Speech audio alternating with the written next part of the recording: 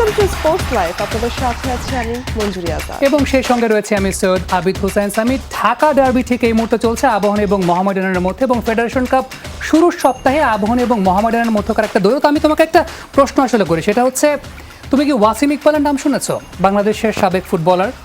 না তো। আচ্ছা, সেটা শুনো না, তাহলে তিনি একটা সিনেমা করেছিলেন, তার নাম ছিল জনি ওস্তাদ, সেটা শুনেছো?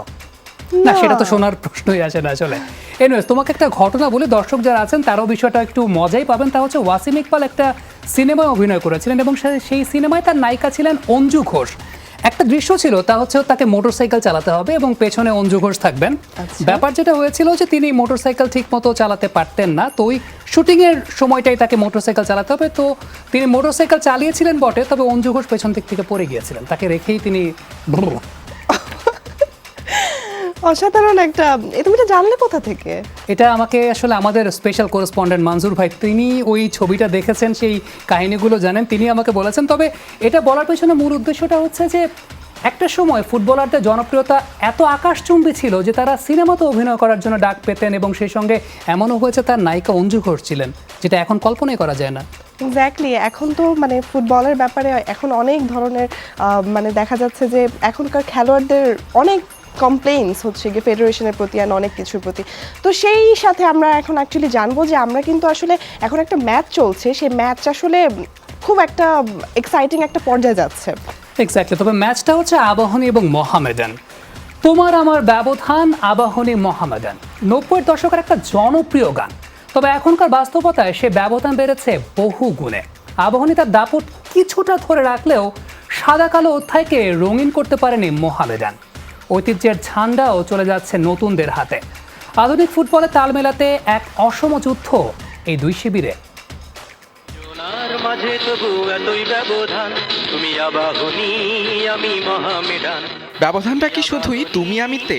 না, এই দ্বৈরথ বিভক্তির সীমারেখা টেনে দিত পুরো দেশে। আবাহনী আবাহনী মোহামেডান কেউ করে নাহি ছাড়ে, সমান সমান জয় আবাহনী জয় মোহামেডান। আবাহনী মোহামেডানের জয়গান এখন ফ্রেমবন্দি সেলুলয়েডের রঙিন ফিতায়।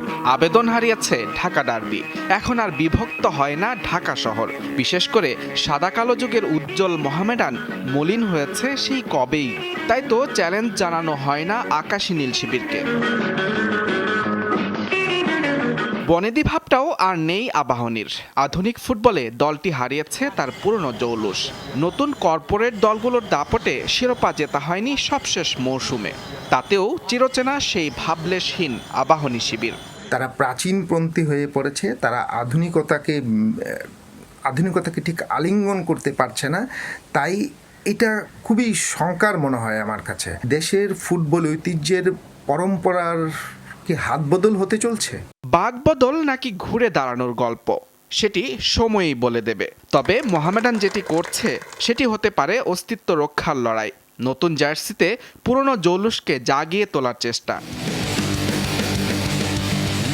জার্সি পাল্টে তবে কি খোলস ছাড়ছে আবাহনীও? মোহামেডান আবাহনী যত শক্তিশালী হবে, যারা আসলে যে ফুটবল ফলো করে তারা ওই মোহামেডান আবাহনীর দিকে একটু ঝুঁকে পড়লে ফুটবলটা আবার রমরমা হবে এবং ফুটবলের দর্শক ফিরে আসবে। অধিকার ছাড়িয়া দিয়া অধিকার রাখিতে যাইবার মতো এমন বিড়ম্বনা আর নাই। ঠিক এমনই কঠিন বাস্তবতায় দাঁড়িয়ে ঐতিহ্যের ঝান্ডা ওড়ানো এই দুই ক্লাব।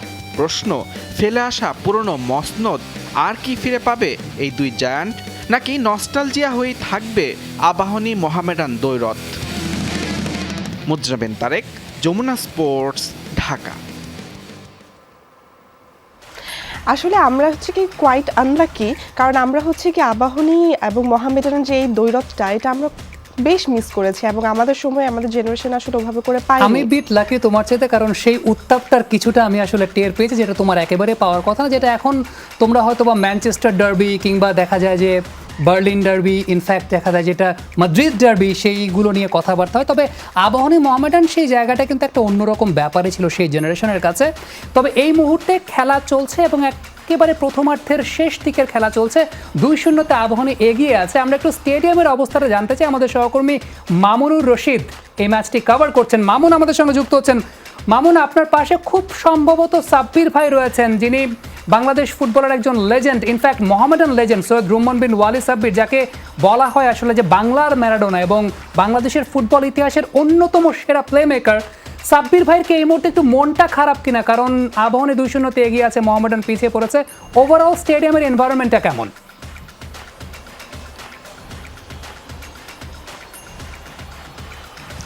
সাব্বির ভাইয়ের মতামত মন খারাপ কিনা সেটা আমরা অবশ্যই জানবো। তার আগে আমি একটু মেসেজ সামারিটা একটু জানিয়ে দিতে চাই। যেহেতু ঢাকা ডার্বি, মোহামেডান আবাহনীর একটা দ্বৈরথ অনেক আগে থেকে চলে আসছে। আজকের ম্যাচে আমরা প্রথম 10-12 মিনিট যেটা দেখেছি যে খুব ঢিলে তালে খেলা চলছিল, খুব একটা আক্রমণ ছিল না। তবে সময় গড়ানোর সাথে সাথে দুই দলই পাল্টা আক্রমণ করেছিল। প্রথমার্ধের একেবারে শেষ মুহূর্তে যতক্ষণ আমরা হয়তো কথা বলছি, এর মাঝে হয়তো প্রথমার্ধ শেষ হয়ে যাবে, এর মধ্যে 2-0 গোলে এগিয়ে গেছে আবাহনী। বেলফোর্ড একটি গোল করেছে, সেকেন্ড গোলটি আমার দেখার সুযোগ হয়নি আমি লাইভে দাঁড়ানোর কারণে। আমরা একটু সাব্বির ভাইয়ের কাছে যাব আসলে, যে আজকে এই যে মোহামেডান প্রথমার্ধে 2-0 গোলে পিছিয়ে আছে, সাব্বির ভাইয়ের মন খারাপ কিনা? সাব্বির ভাই যদি একটু বলেন যে কেমন লাগছে। হ্যাঁ, ধন্যবাদ। মোহামেডান আবাহনী একটা ঐতিহ্যবাহী দল, এবং এই মোহামেডান আবাহনী খেলাটা কিন্তু একটা টেম্পারমেন্টের খেলা। যদিও মোহামেডানের যে টিম, সেই টিমের তুলনায় আবাহনী টিম অনেক শক্তিশালী টিম। তো ফার্স্ট হাফ তারা মানে এই 2 গোলের আগে তারা কিন্তু পাল্টা আক্রমণ করে খেলছিল, উভয় পক্ষে ভালো খেলছিল। তো থ্রোর কারণে, একটা লং থ্রোর কারণে গোল খেয়ে যায় মোহামেডান, ফার্স্ট গোলটা। তো এটা আসলে ডিফেন্ডার লুক করা উচিত ছিল। কোচের স্ট্র্যাটেজি হওয়া উচিত যে এই থ্রো করছে, কয়েকবারই থ্রো করেছে, এটাকে প্রোটেক্ট করা কীভাবে যায় সে প্রোটেক্ট করার জন্য কোচের স্ট্র্যাটেজি নেওয়া উচিত। হয়তো কোচ নিতে পারে নাই, যাই কারণে একটা গোল খেয়ে গেছে, এরপরে আর একটা গোল খেয়েছে। তো মোহামেডান আবাহনী খেলাটা তো অবশ্যই একটা বিশাল বড়, আমাদের সময় বিশাল বড় একটা টেম্পারমেন্টে খেলা ছিল, যে মোহামেডান আবাহনী মানে সারা বাংলাদেশ 2 দলে ভাগ হয়ে গেছে। তো এখনও তাই, কিন্তু হয়তোবা দর্শকরা আসছে না, কিন্তু মোহামেডান খেলা হয়তোবা অনেকেই পেপার পত্রিকায় দেখছে বা মিডিয়া দেখছে, বা আসলে এই মোহামেডান আবাহনীর সাফল্যতা না হওয়ার কারণে, আবাহনী যদি সাফল্যতা আছে, মোহামেডানের সাফল্যতা নাই 17 বছরে, যেই কারণে মোহামেডানের যে একটা প্রতিদ্বন্দ্বিতা ছিল সেটা কিন্তু কমে গেছে, যেই কারণে এখন দর্শক মাঠে আসে না। তা আমি মনে করি যে মোহামেডানকে আবার আমরা শক্ত করে ধরেছি ইনশাআল্লাহ। এই বছর টিম করতে পারিনি, সামনের বছর ইনশাআল্লাহ টিম করব, ভালো টিম করব, চ্যাম্পিয়ন ফাইট টিম করব। তো আমি আশা করি যে সামনের বছর ভালো রেজাল্ট করতে পারবো। এই বছর যে টিমে আছে আমরা চেষ্টা করছি ভালো করার জন্য, এবং আমরা একটা পজিশন ধরে রাখি 1 থেকে 3-4-এর ভিতর থাকার চেষ্টা করছি। তো যেহেতু আজকে মোহামেডান আবাহনী ম্যাচ, সেটা একটা টেম্পারমেন্টের ম্যাচ। আসলে দেখা যায় যে মোহামেডান ভালো থাকলে আর আবাহনী খারাপ থাকলে, আবাহনী ভালো থাকলে মোহামেডান খারাপ থাকলে, এটা এই ম্যাচে বিচার করা দেখা যায় টেম্পারমেন্টের কারণে অনেক টিম ভালো রেজাল্ট করতে পারে। সাবির ভাই, একটু যদি জানতে চাই, আপনাকে মোহামেডানের ম্যারাডোনা বলা হতো, আমরা অনেকেই জানি সেটা। তো আপনি আজকের মাঠে আপনার জায়গায় কাউকে ওরকম দেখতে পাচ্ছেন কিনা মোহামেডানকে? বা আবাহনী 3 জন বিদেশি নিয়ে খেলছে, মোহামেডানও 3 জন বিদেশি নিয়ে খেলছে, সেই বিদেশিদেরকেই বা কেমন দেখলেন? না, অ্যাকচুয়ালি খেলার মান তো অবশ্যই ডিটোরিয়েট করেছে, আগের থেকে ডিটোরিয়েট করেছে, এটা তো আমরা দেখিয়ে আসছি।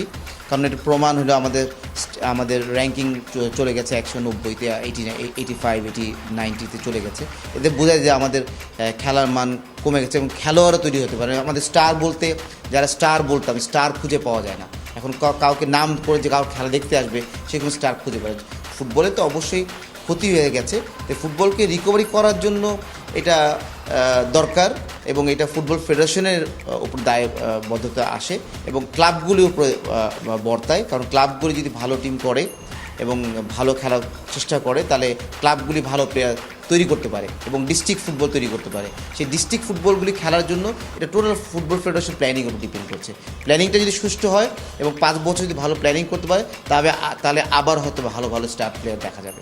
মোহামেডান তো এই মুহূর্তে 2-0 গোলে পিছিয়ে আছে, ম্যাচের এখনও 45 মিনিট বাকি, দ্বিতীয়ার্ধ বাকি। তো আপনি কি আশা করেন মোহামেডান কি কামব্যাক করতে পারবে?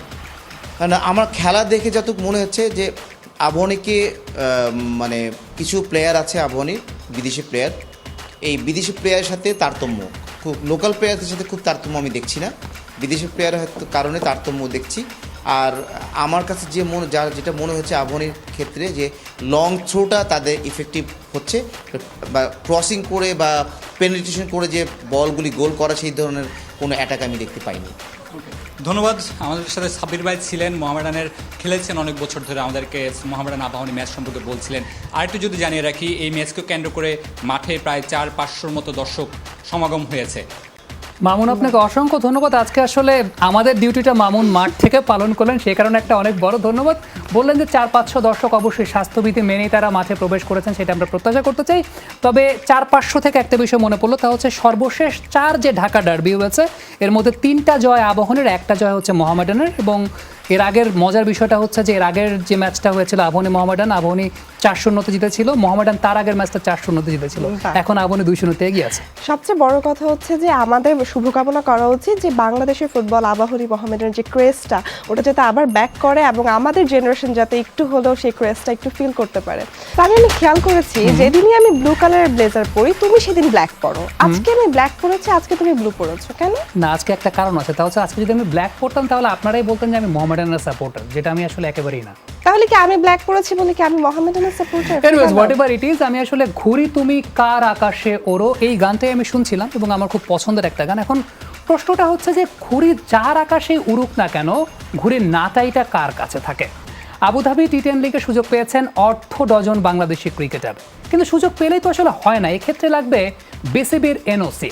আগামী 2 বছর বাংলাদেশ ক্রিকেটের একটা লম্বা সূচি রয়েছে। এই সময়টাতে ফ্র্যাঞ্চাইজি লিগ নিয়ে কি সিদ্ধান্ত নিচ্ছে BCB?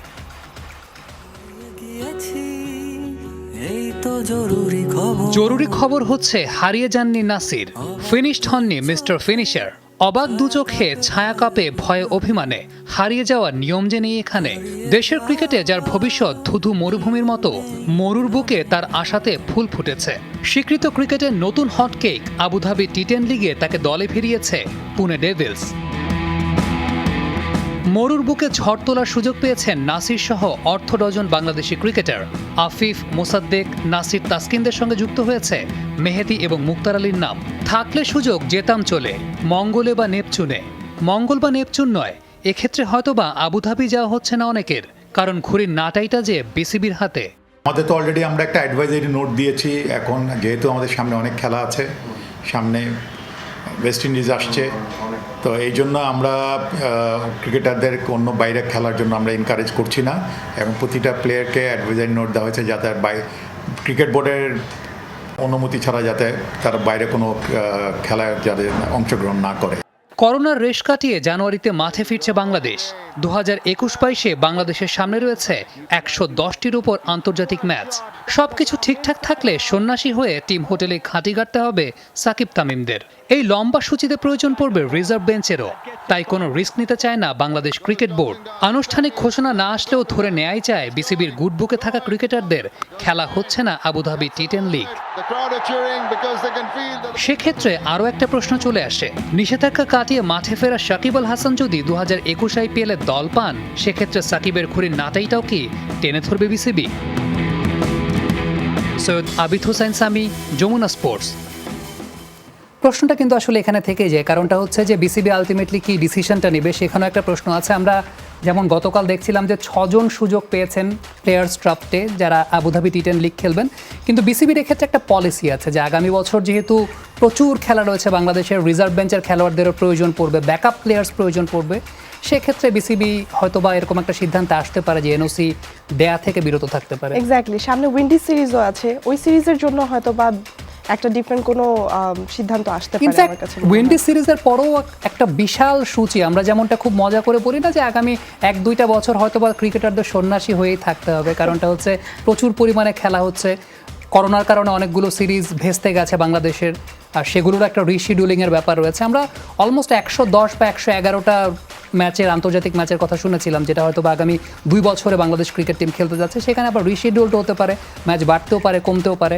So ball is in BCB score. Exactly. So actually আইপিএলেও কিন্তু এই নিয়ে একটা নিউজ আছে। আইপিএলে কিন্তু 2020 সাল থেকে আমরা আশা করতে পারি 22 সাল থেকে। 2022 সাল, সরি 2022 সাল থেকে আমরা আশা করতে পারি যে 10টা টিম দেখবো আমরা আইপিএলে, যেখানে আমরা 8টা টিম দেখছি। সো এটা নিয়ে কিন্তু একটা মিটিংও হয়েছে। এক্স্যাক্টলি, এবং বিসিসিআই এর যে আসলে বার্ষিক সাধারণ সভা, যেটাকে বলা হয় আসলে এজিএম, সেই এজিএম হয়েছিল আজ বৃহস্পতিবার, এবং এই এজিএম এর সিদ্ধান্ত নেওয়া হয়েছে 2022 সাল থেকে আইপিএলে 10টি দল অংশ নিতে যাচ্ছে, এবং বলা হচ্ছিল যে সেই 10 দল যদি অংশগ্রহণই করে সেটা এই 2021 সাল থেকে কেন না, কিন্তু এখানে আসলে টাইমিংয়ের একটা ব্যাপার রয়েছে, কারণ এপ্রিল মেতেই আইপিএল হওয়ার কথা। তো এপ্রিল মেতে যদি আসলে আইপিএল হয় সেক্ষেত্রে অনেক কম সময়ে থেকে যায়। সেক্ষেত্রে একটা বিষয়টা হচ্ছে যে আলটিমেটলি making একটা limitation চলে আসলে আসে। টিম কারা কারা হবে। আহমেদাবাদ, রাজকোট, বিশাখাপত্তনম, কোচি, লখনৌ, এই 5টি শহর থেকে বেছে নেওয়া হবে আসলে নতুন 2টি দল। সুতরাং সেক্ষেত্রে একটা অনেক সময়ের ব্যাপার রয়েছে, নিলামের ব্যাপার রয়েছে, যে কারণে বিসিসিআই আসলে 2022 সালের আইপিএল থেকে এই 5টা দলের মধ্য থেকে যে কোনো 2টা দল হয়তোবা নিলামে অংশ নেবে, এবং সেখান থেকে সিদ্ধান্ত হবে যে আসলে কোন 2টো দল নতুন করে আইপিএলের অন্তর্ভুক্ত হতে যাচ্ছে। অর্থাৎ একটা বিষয় কিন্তু উল্লেখযোগ্য, তা হচ্ছে এখন আইপিএলের জন্য মোটামুটি একটা 1.5 মাসের শিডিউলিং করতে হয়, এবং এই 1.5 মাস আন্তর্জাতিক ক্রিকেটটাকেও একটু ছোট পরিসরে নিয়ে আসা হয়। যদি এরকম 10 দলের আইপিএল হয় সেক্ষেত্রে তো আমার মনে হচ্ছে 2.5 মাসের একটা বিরতি নিতে হবে আন্তর্জাতিক ক্রিকেট থেকে। যাই হোক, এত বড় একটা ফ্র্যাঞ্চাইজি লিগ, এটার জন্য অ্যাকচুয়ালি বেস্ট অফ লাক বলা উচিত হবে, কারণ 10টা টিম নিয়ে আসলে ম্যানেজ করাটা একটু টাফ হবে বলে মনে হয়। সো দেখা যাক কি হয়। এর সাথে সাথে আমরা এখন জেনে নিব ছোট করে কিছু স্পোর্টস আপডেটস। তো জাতীয় ফুটবল দলের বিদেশি কোচদের ছুটি কমিয়ে দেশে এসে ম্যাচ দেখার বিষয় জাতীয় দল ব্যবস্থাপনা কমিটির কাছে গুরুত্বারোপ করেছেন বাফুফের সভাপতি। বাফুফের কার্যনির্বাহী কমিটির বৈঠকে এই মৌসুমের ক্যালেন্ডার সাজানো হয়েছে বলেও জানিয়েছেন তিনি। বেসিক্যালি আজকে 90% সময় আমাদের গেছে ক্যালেন্ডারটা তৈরি করতে, যে ক্লাবগুলোও যেন এফেক্ট না করে এবং ন্যাশনাল টিমেরও যেন পারফরমেন্স হয়, দুটাকে মিক্স করে ফিকচারটা তৈরি করা। সো স্পোর্টস আপডেট আমরা জেনে নিলাম, এবং সেই সঙ্গে এখনও মোহামেডান আবাহনী সেই ডার্বিটা চলছে, 2-0 গোলে আবাহনী এগিয়ে রয়েছে। আমরা বিদায় নিচ্ছি, তবে বিদায় নেওয়ার আগে অবশ্যই যারা খ্রিস্ট ধর্মাবলম্বী রয়েছেন প্রত্যেককে বড়দিনের একটা শুভেচ্ছা আমরা জানাতে চাই। আগামীকাল বক্সিং ডে টেস্ট রয়েছে, 3টি ম্যাচ এবং ইউরোপিয়ান ফুটবলেরও খেলা রয়েছে। সবাই ভালো থাকবেন, সুস্থ থাকবেন, and merry Christmas. Merry Christmas.